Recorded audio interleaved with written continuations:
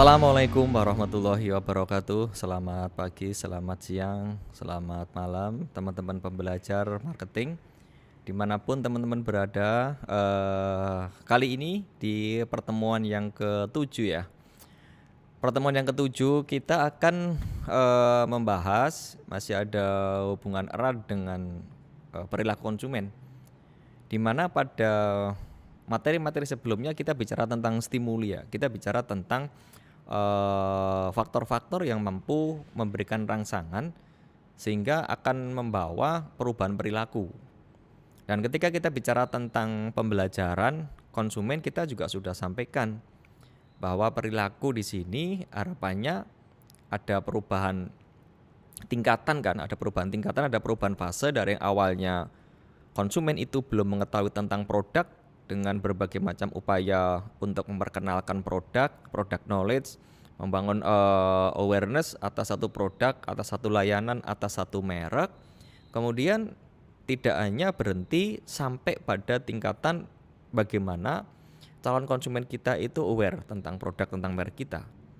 Tetapi justru tahapan yang berikutnya yang lebih penting dari sekedar aware itu adalah bagaimana akhirnya konsumen suka dan mengambil satu keputusan untuk menentukan pilihan kepada produk kita, menentukan pilihan kepada merek kita, atau menentukan pilihan kepada layanan yang kita tawarkan.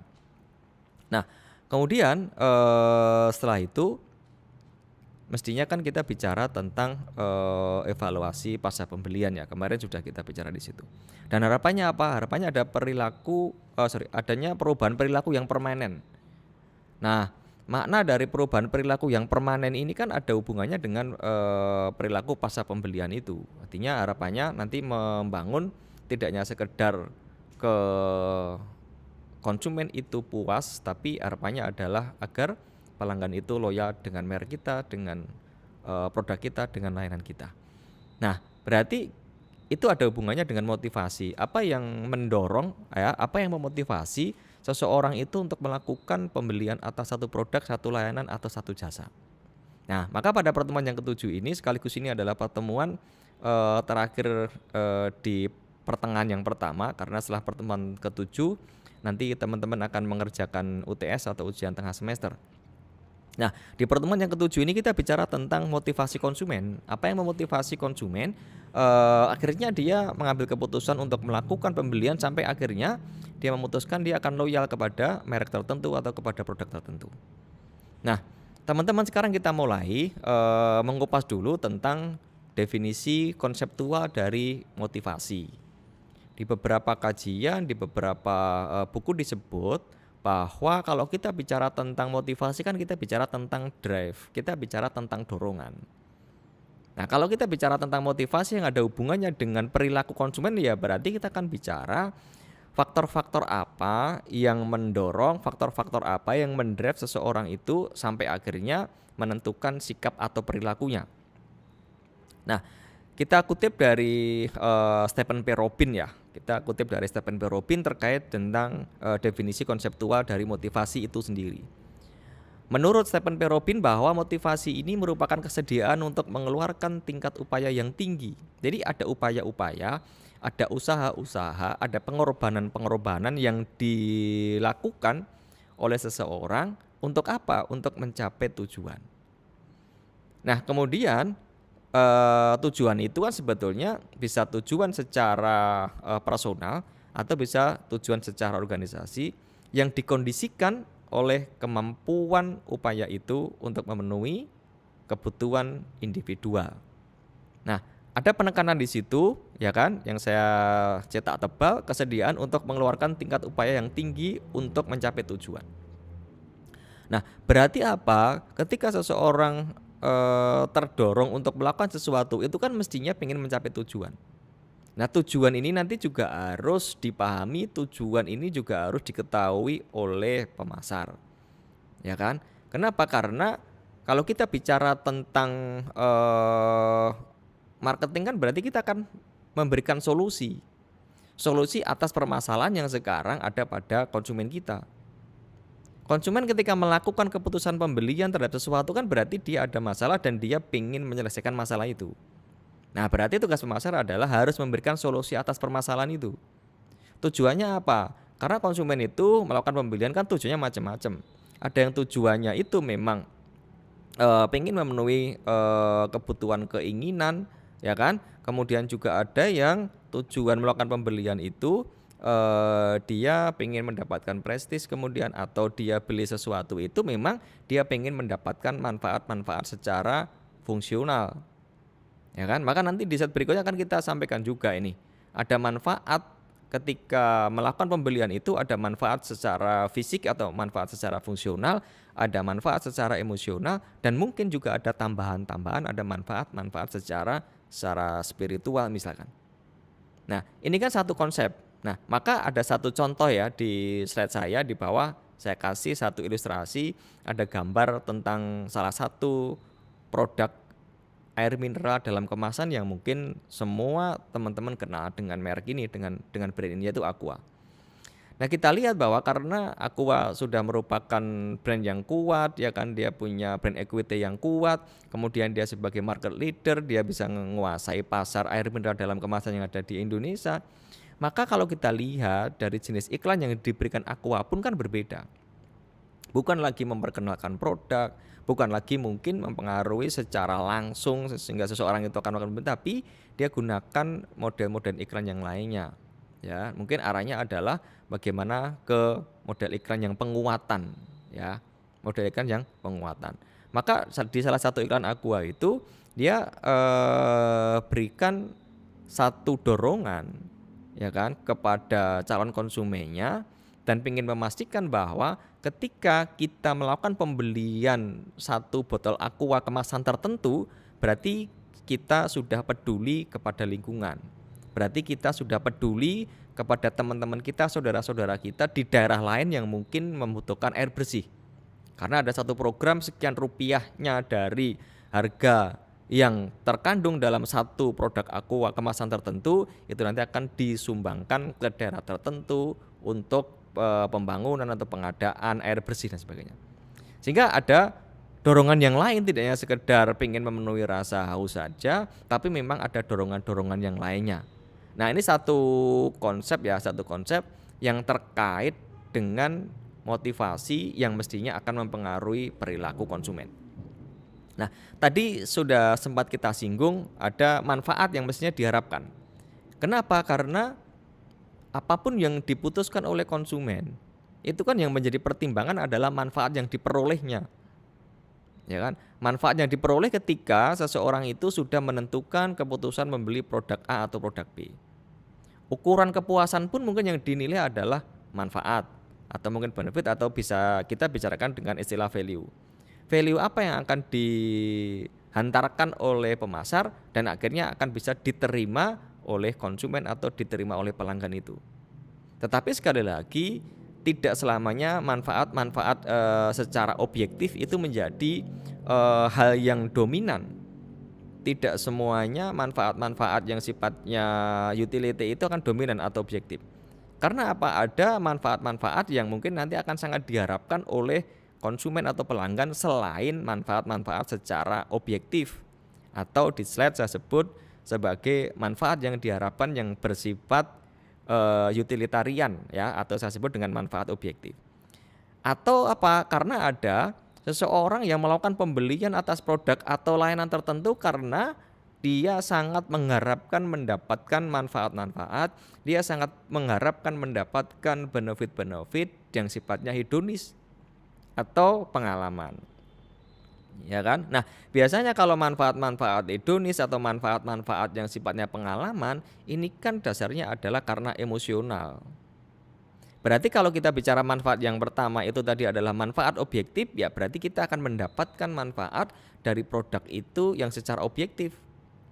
Kalau kita beli radio misalkan, ya radio itu fungsinya adalah untuk memutar lagu, kemudian untuk memutar berita atau apapun kan melalui gelombang tertentu. Berarti itu manfaat yang kita peroleh. Sementara kalau manfaat hedonis itu tidak hanya sekedar objektifnya itu, tapi karena secara emosional. Atau sama ketika seseorang beli rumah, ya nanti akan ada ilustrasi yang berikutnya. Nah, ketika beli rumah itu kan ada seseorang yang beli rumah itu sebatas untuk berlindung dari panas dan hujan misalkan. Ya kan? Sehingga dia tidak menentukan harus modelnya kayak gini, harus luasnya sekian meter, kemudian harus ada fasilitasnya AC, harus ada fasilitasnya kolam renang dan sebagainya. Tidak perlu akses jalannya yang lebar, tidak perlu ada fasilitas umumnya kan.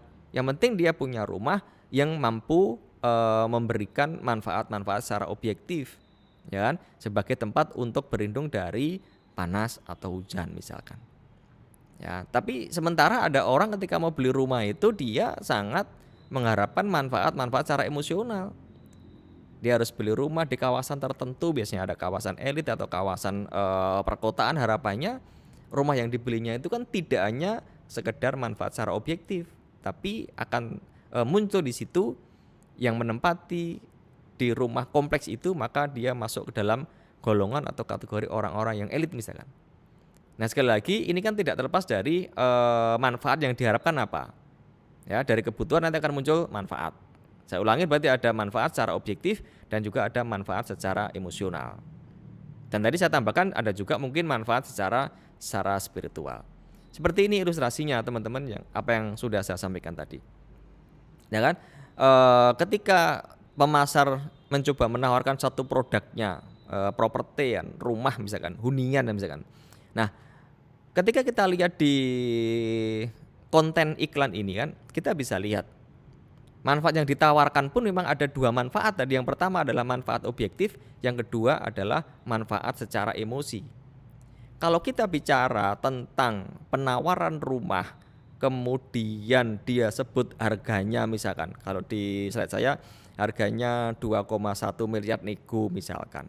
Kemudian dengan DP 30%, angsuran sampai 20 tahun, ini kan berarti bisa dikategorikan memenuhi manfaat secara objektif. Ya. Tapi apa? Yang lainnya misalkan 10 menit untuk bisa sampai ke kota. Ini kan berarti sudah manfaat-manfaat secara emosional. Ya kan? Kemudian ada fasilitasnya, misalkan ada kolam renangnya. Kemudian ada lagi misalkan bebas banjir, kemudian di situ banyak fasilitas umum yang lainnya, dekat dengan sekolah misalkan, dekat dengan pasar, dekat dengan pusat perbelanjaan, dekat dengan tempat ibadah. Itu kan berarti manfaat-manfaat secara emosional ketika seseorang akan melakukan atau menentukan pilihannya pada produk terutama di properti. Ini kalau kita bicara tentang manfaat yang harus diperhatikan oleh pemasar ketika dia akan menawarkan produknya kepada calon konsumennya. Berarti apa kesimpulannya? Kesimpulannya harus bisa mengkolaborasikan antara dua manfaat itu kan, manfaat objektif dan manfaat secara emosional. Atau sebelumnya kita melakukan analisis dulu terhadap motivasi seseorang untuk beli rumah itu apa, motivasi seseorang untuk beli motor itu apa, motivasi seseorang untuk beli mobil itu apa. Meskipun apa, kalau kita bicara motivasi ini bukan hal yang mudah. Karena memang terkadang motivasi itu tidak kelihatan, motivasi itu tidak nampak. Ya, tapi ada riset yang bisa kita lakukan untuk mengetahui itu. Nah, teman-teman pembelajar, sekarang kita lanjut ke bagaimana proses dari motivasi itu ya. Saya ngutip dari bukunya Setiadi. Ya kan? Di bukunya Setiadi disampaikan bahwa proses motivasi itu kan diawali dari goal. Diawali dari tujuan. Tujuannya siapa? Tujuan dari korporasi. Ya, tujuan dari perusahaan. Ya kan? Nah, kemudian ketika kita udah bisa mengetahui tujuan perusahaan ini apa, nah, kita baru ke bagaimana pemasar itu bisa memahami kepentingan. Nah, bagaimana bisa memahami kepentingan ini kan berarti kita melakukan survei kepada pasar. Berarti kita survei kepada customer segmentasi kita. Ya, sebetulnya apa yang dibutuhkan dan diinginkan oleh pelanggan. Tadi kita bicara manfaat. Sebetulnya manfaat apa yang dibutuhkan oleh pelanggan. Kemudian berapa besar kemampuan bayar pelanggan kita itu, bagaimana atau apa latar belakang pendidikan calon konsumen kita itu, kemudian mungkin berapa tingkat pendapatannya, kemudian bagaimana status sosialnya, ini perlu kita pahami dulu.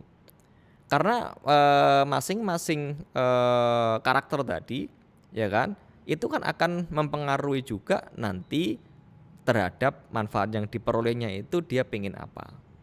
Nah kemudian setelah dari tujuan, kemudian pemahaman terhadap kepentingan, ya kan, memahami want and need-nya, ya kan. Yang ketiga adalah kita harus bisa menentukan komunikasi-komunikasi yang efektif.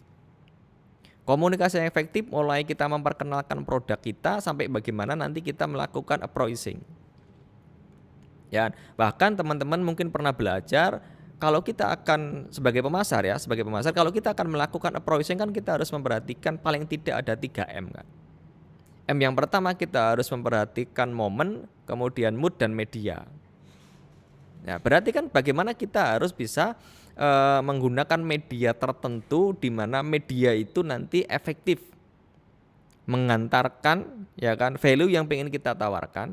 Media itu efektif dan harapannya adalah ada feedback. Jadi sebagai ukuran komunikasi itu efektif atau tidak kan sebenarnya hanya satu kan. Ada atau tidak adanya feedback. Sehebat apapun media yang kita pakai, secanggih apapun media yang kita pakai, selama memang tidak ada feedback, tidak ada umpan balik, bisa kita evaluasi dan bisa kita katakan bahwa ternyata itu tidak efektif. Sementara kita kadang pernah lihat media yang dipakai sangat sederhana, mungkin hanya sekedar ditempel di tembok, hanya sekedar ditempel di tiang-tiang listrik, hanya sekedar melalui media radio, kemudian hanya dengan voice yang sangat sederhana, yang sangat simple, tapi itu ada feedback. Nah, kenapa yang simple itu ada feedback? Ya karena memang dia menggunakan media itu yang tepat. Berarti dia bisa memilih, ya, menentukan pilihan media dan konten yang tepat sesuai dengan customer segmentasinya. Sekali lagi, yang menentukan itu adalah segmentasi kita itu siapa harus kita pahami dulu untuk bisa menentukan komunikasi yang efektif. Nah, kemudian baru kita melakukan integrasi, pengintegrasian antara tujuan dari organisasi itu kan tujuannya apa itu dengan menselaraskan dengan apa yang menjadi kebutuhan dan keinginan dari pelanggan. Nah, kemudian proses yang terakhir dari motivasi versinya Setiadi itu adalah memfasilitasi. Kan banyak fasilitas yang bisa kita berikan. Kita pernah sampaikan tentang konsep saluran penjualan juga. Saluran penjualan juga merupakan salah satu fasilitas sebetulnya yang bisa kita berikan kepada calon konsumen kita sehingga dia dengan kemampuan yang terbatas dia akan mampu melakukan pembelian, ya kan? Adanya lembaga keuangan atau leasing dan lain-lain yang mungkin akan memfasilitasi untuk mendekatkan antara konsumen dan produsen. Ini kalau kita bicara tentang proses dari motivasi itu sendiri.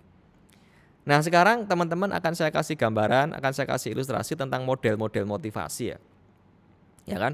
Tadi di awal sudah kita sampaikan sebetulnya motivasi kan dorongan atau drive. Nah, dorongan atau drive itu kan bisa bersumber pada dua hal. Yang pertama adalah sumber motivasi secara internal, ya kan? Dan yang kedua adalah sumber motivasi secara eksternal. Ada yang menyebut dengan intrinsic motivation, ada yang menyebut dengan extrinsic motivation. Tinggal bagaimana penerapan sumber-sumber motivasi itu dalam perilaku konsumen, ya kan? Karena kita pernah sampaikan mungkin bicara motivasi di bukunya Stephen P. Robin ketika kita bicara tentang organizational behavior. Tapi kalau kita bicara tentang motivasi yang ada hubungannya dengan perilaku konsumen kan berarti kita bicara tentang stimuli. Kita bicara tentang stimulus kan. Bisa saja seseorang melakukan sesuatu terdorong itu memang karena adanya kebutuhan-kebutuhan yang tidak dipenuhi, ya kan? Ini kan apa yang dirasakan, ya kan? Kemudian antara apa yang dirasakan dengan yang seharusnya dirasakan kan muncul gap di situ, ya, muncul gap atau muncul kesenjangan dan kesenjangan inilah yang akan muncul nanti ada rangsangan-rangsangan. Kemudian ada pengenalan kebutuhan, ya, contoh misalkan makan, minum dan seterusnya. Ya, sehingga ini adalah model yang pertama. Atau mungkin model yang kedua ini kan. Jadi ada model dari Schiffman dan Kanuk. Ya. Jadi model motivasi itu berawal dari kebutuhan dan keinginan yang tidak terpenuhi. Sekali lagi, ya kan? menurut modelnya Schiffman dan Kanook ini kan bahwa kebutuhan dan keinginan want and need yang tidak terpenuhi itu kan nanti merupakan sumber utama untuk menjadi motivator kan, ya, agar bisa mempengaruhi seseorang untuk beli sesuatu. Akhirnya apa? Muncul tekanan di situ, kemudian muncul tadi dorongan di sini, ya kan? Kemudian sampai ke perilaku dan seterusnya. Sehingga setelah bisa sampai ke perilaku, kemudian tujuannya adalah memenuhi kebutuhan-kebutuhan pelanggan itu, maka di sini yang terjadi adalah tekanan-tekanan mulai berkurang. Ini model motivasi dari Schiffman dan Kanook. Terus teman-teman pembelajar, sekarang kita bicara sebetulnya tujuan motivasi konsumen itu apa? Ya kan? Tujuan motivasi konsumen diantaranya yang pertama adalah meningkatkan kepuasan. Kenapa meningkatkan kepuasan? Karena kan memang kepuasan itu kan bertingkat. Kenapa? Karena kepuasan itu memang berjenjang. Saya pernah sampaikan kepuasan yang paling kecil ketika harapan, ya kan? Ketika harapan itu sesuai dengan kinerja yang diterima, itu kan kepuasan yang paling kecil. Rumus saya ketika E itu sama dengan K, itu kan sama dengan 0. Nah, 0 itu kan berarti kan kepuasan yang paling rendah. Berarti apa? Kita bisa meningkatkan kepuasan bisa dengan skor 1, bisa dengan skor 2, bisa skor 3 atau mungkin sampai skor 5. Bisa kita buat scoring di situ kan. Misalkan kalau kita pengen 1 ya, pengen skor 1 tidak 0, berarti kita harus mampu memenuhi, ya kan? Memenuhi harapannya itu yang lebih. Paling tidak nilainya 1. Ya. Paling tidak nilainya 1. Berarti ekspektasi itu minimal harus lebih besar daripada kinerja. Bisa kita tingkatkan terus, ya kan, sampai tadi bisa di angka 5 atau seterusnya. Kita harus meningkatkan kepuasan. Tujuan dari motivasi konsumen itu. Kemudian yang kedua adalah mempertahankan loyalitas. Kalau tadi kita bicara kepuasan, bagaimana kita meningkatkan kepuasan, tapi kalau sudah bicara tentang loyalty, kita bicara tentang customer loyalty, itu kan berarti kan kita harus mempertahankan loyalitas. Kenapa? Karena kan ini tingkatan yang paling tinggi ya, tingkatan yang paling tinggi. Tahap-tahap perjalanan seorang konsumen kan, customer path-nya itu kan yang paling tinggi adalah di customer loyalty. Harapannya apa? Harapannya ketika loyal itu kan akan bersedia melakukan upaya-upaya yang lain yang mestinya itu akan menguntungkan produsen. Sehingga banyak manfaat yang diperoleh oleh produsen ketika dia memang punya banyak database pelanggan-pelanggan yang loyal, karena itu bisa sebagai marketing tuh. Kita nggak perlu banyak biaya iklan, ya kan? Kita nggak perlu banyak keluar anggaran, tapi pelanggan-pelanggan yang loyal itu sudah bersedia mengadvokasi, bersedia menceritakan produk kita, bersedia menceritakan layanan kita. Bahkan dia tidak akan terpengaruh oleh tawaran produk-produk pesaing kita. Maka kalau kita sudah punya pelanggan-pelanggan yang loyal, mesti kita pertahankan di situ. Maka kita pernah belajar di marketing dasar itu kan, ada strategi marketing itu, ada strategi ofensif, ada strategi defensif. Di mana di antara keduanya itu harus imbang. Artinya imbang itu kita mencari pelanggan yang baru tadi dengan cara meningkatkan kepuasan, semakin meningkatkan, tapi jangan lupa kita juga harus mengatur sebuah strategi untuk mempertahankan pelanggan yang sekarang kita miliki.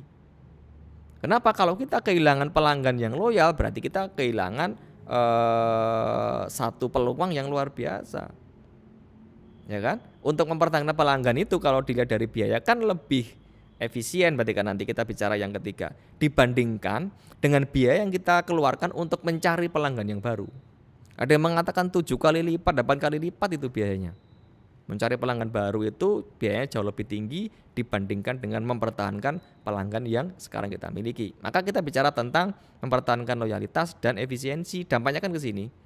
Efisiensi, efektivitas, sehingga ada hubungan yang harmonis. Sehingga akan tercipta yang namanya customer relationship management di situ.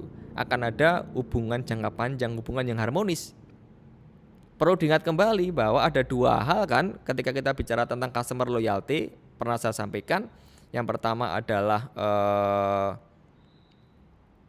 berapa lama kita membangun hubungan dengan pelanggan, dan yang kedua adalah prosentase anggaran yang kita keluarkan untuk melakukan pembelian atas satu produk, satu layanan atau satu merek tertentu. Berarti harapannya adalah di sini. Ini tujuan dari motivasi konsumen. Nah, model-model motivasi kan ada macam-macam motivasi, ada motivasi positif, ada motivasi negatif ya contohnya kan. Motivasi positif ya kan, dorongan ke arah atau menjauhi atau menghindari satu objek. Ini kan motivasi bisa positif, bisa negatif. Atau yang lainnya. Ya, model motivasi yang lainnya ya kan, ada motif yang rasional, ada motif yang irasional atau motif yang sifatnya adalah emosional. Sudah sempat kita singgung tadi. Nah, kalau motif yang rasional, konsepnya adalah konsumen memilih sasaran produk itu karena memang didasarkan kepada kriteria-kriteria objektif tertentu. Maka tadi kita bicara manfaat, yang pertama adalah manfaat utility atau objektif. Seseorang memilih produk tertentu karena memang pertimbangannya adalah pertimbangan secara objektif. Nah, pertimbangan objektif tadi kan bisa karena harga. Saya sampaikan orang beli rumah itu karena memang harganya terjangkau, harganya bisa diangsur berapa kali, dia mendapatkan diskon berapa, mendapatkan potongan berapa. Itu kan karena kriteria-kriteria secara objektif. Selain harga mungkin karena ukuran atau mungkin juga karena berat dan lain-lain. Ini kalau kita bicara tentang model motif secara rasional. Tapi juga yang kedua adalah motif yang emosional tadi kan. Emosional berarti apa? Emosional itu maknanya konsumen memilih sasaran produk berdasarkan kriteria pribadi atau subjektif. Tadi kan mungkin karena dia ingin pengakuan secara status sosialnya, merupakan kebanggaan tersendiri, berarti kan secara emosional. Nah, kemudian bagaimana pemicu berbagai motif itu kan? Apa yang memicu berbagai motif itu? Mungkin karena dorongan psikologis, emosional, kemudian kesadaran atau karena lingkungan. Kalau pemicu motif psikologis ini berarti kebutuhan jasmani yang didasarkan pada keadaan psikologis pada waktu tertentu. Emosional berarti emosi yang membawa dalam pemikiran autistik, di mana mereka berada dalam situasi yang diinginkan secara emosional. Atau kesadaran, pemikiran yang tidak disengaja akibat iklan yang menimbulkan kesadaran akan satu hal. Maka tadi saya sampaikan, salah satu tujuan iklan itu kan adalah membangun awareness. Yang awalnya belum ngerti tentang produk, dia ngerti, dia sadar, oh ternyata ada produk ini, ternyata produk ini mampu menghantarkan value yang seperti ini dan sebagainya. Ya, atau juga karena pemicunya adalah lingkungan di sekitar konsumen. Kita pernah bicara tentang budaya dan subbudaya. Lingkungan akan berpengaruh, ya kan? Teman di kelasnya, teman di sekolahnya, kemudian teman di komunitasnya, ya kan? Atau mungkin di lingkungan rumahnya, di lingkungan pekerjaannya, itu kan akan sangat mempengaruhi, ya. Itu dari sisi lingkungan. Nah, teman-teman pembelajar, sekarang kita sampaikan ya tentang beberapa teori-teori motivasi. Ya, nanti setelah selesai teman-teman ikuti kuliah melalui metode LMS ini. Nanti di Google Classroom akan saya kasih kasus ya. Kasus yang ada hubungannya dengan beberapa implementasi dari teori-teori motivasi, terutama yang ada hubungannya dengan perilaku konsumen. Nah, teori yang sangat kita kenal kalau kita bicara tentang motivasi itu kan teorinya Abraham Maslow, ya kan? Nah, maka di sini yang pertama kali saya sampaikan adalah hierarki, karena karena teori motivasi Maslow kan disebut dengan hierarki kebutuhan Maslow. Maslow katakan bahwa kebutuhan seseorang itu kan dibuat secara berjenjang. Maslow katakan ketika kebutuhan seseorang itu dibuat secara hierarki, berjenjang mulai dari yang paling dasar sampai yang paling tinggi. Ya kan? Nah, ada hal yang mendasar dari teorinya Abraham Maslow ini. Yang pertama, teorinya Abraham Maslow ini dikatakan bahwa ketika kebutuhan-kebutuhan itu sudah dipenuhi, ya kan? Pada level tertentu ketika kebutuhan dipenuhi, itu bukan merupakan faktor motivator lagi. Loh, apa yang memotivasi untuk meningkatkan pemenuhan kebutuhan atasnya? Itu adalah kebutuhan-kebutuhan tingkat atasnya, jenjang di atasnya.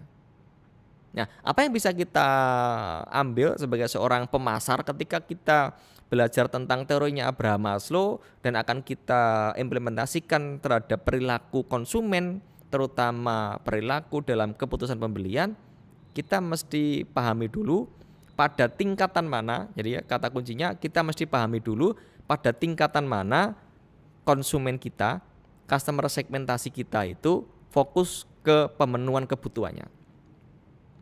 Kalau ternyata memang customer segmentasi kita sekarang levelnya itu adalah di level yang basic, level yang paling rendah, level yang paling dasar, maka kita harus tentukan strategi. Bagaimana ya kan kita menawarkan produk kita. Bagaimana kita menetapkan harga. Bagaimana kita memilih saluran distribusi. Bagaimana kita memilih media promosi yang kita pakai. Karena memang yang pengen kita motivasi itu dia fokusnya adalah ke pemenuhan kebutuhan-kebutuhan tingkat mendasar. Kalau kita bicara tentang kebutuhan yang mendasar, ada yang disebut dengan physiological needs misalkan. Kebutuhan-kebutuhan yang mendasar. Salah satu diantaranya adalah kebutuhan makan misalkan.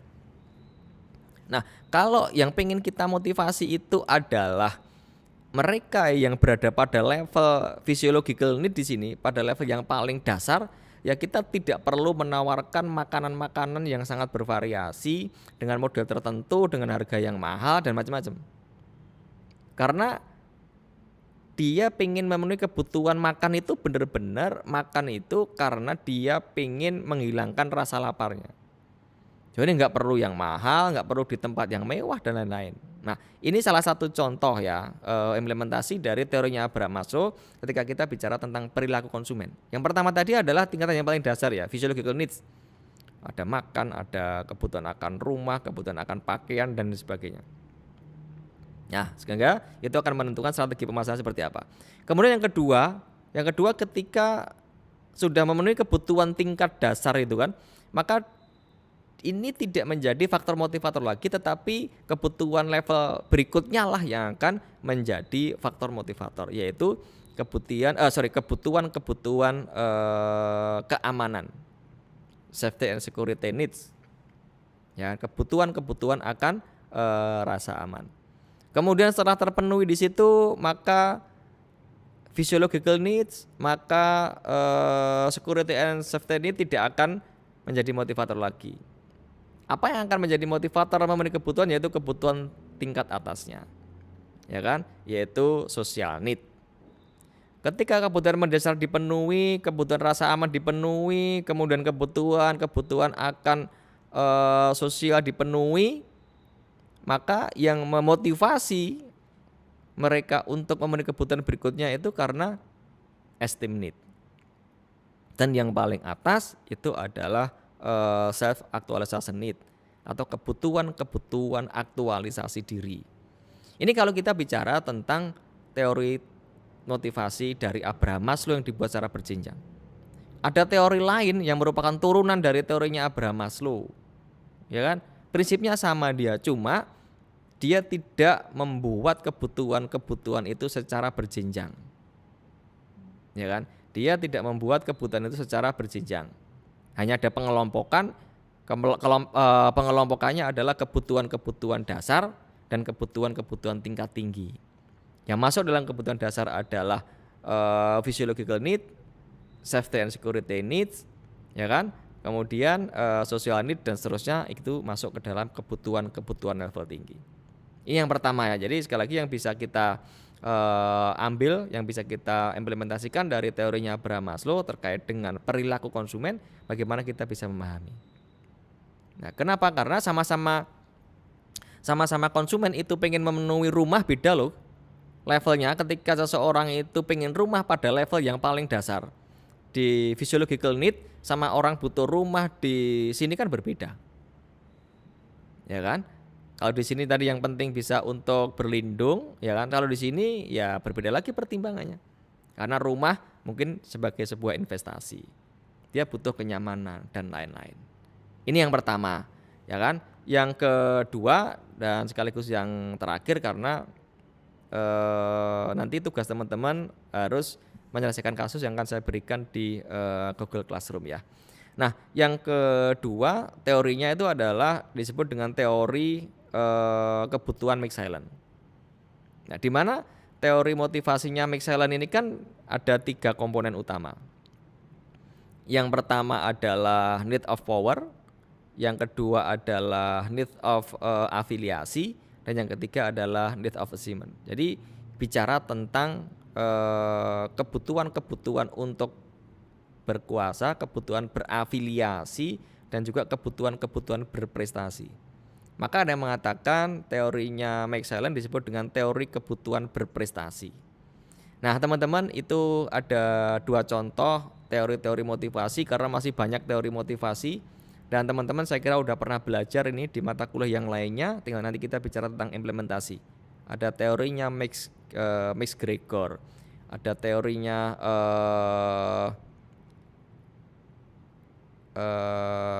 teori X dan Z ya kan, dan lain sebagainya. Itu teman-teman yang bisa saya sampaikan pada pertemuan yang ke-7 ini, mudah-mudahan bermanfaat. Bagi teman-teman yang ingin berdiskusi, kami tunggu diskusi teman-teman di LMS. Dan karena ini pertemuan yang ke-7, berarti setelah ini teman-teman harus belajar kembali mereview materi yang pertama sampai ke-7, karena ini adalah materi yang akan kita gunakan untuk melakukan monitoring di ujian tengah semester. Selamat belajar, selamat mengikuti ujian tengah semester. Tetap semangat, jaga kesehatan. Saya akhiri, mudah-mudahan bermanfaat. Mohon maaf atas segala kesalahan dan kekurangan. Assalamualaikum warahmatullahi wabarakatuh.